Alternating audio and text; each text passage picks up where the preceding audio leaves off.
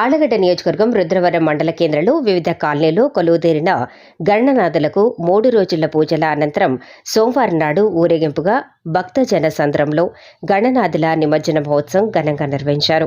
గణనాథులను గ్రామంలోని పురవీధుల గుండా తిప్పుతూ గ్రామ సమీపంలోని చెరువు దగ్గరికి తీసుకువెళ్లి నిమజ్జనం చేశారు. ఈ సందర్భంగా యువతీ యువకులు రంగులు చల్లుకొని వేడుకలు చేసుకున్నారు.